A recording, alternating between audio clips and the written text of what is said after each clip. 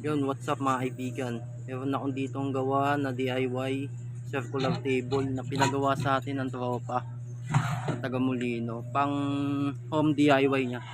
Simple lang tong ginawa ko. Mula sa mga scrap na plywood. Yan. Testingin na ngayon natin siya. Na-smooth. Hindi mo na kailangan i-click yung guide nito.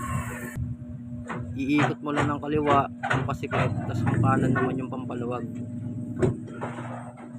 Yun, no? Tapos pwede mong i-adjust yung blade. Pwedeng mas mababa, pwedeng mas mataas. Ang kaya nga palang tabasin nito hanggang 55 cm. Saktong-sakto lang sa mga cabinet na sukat.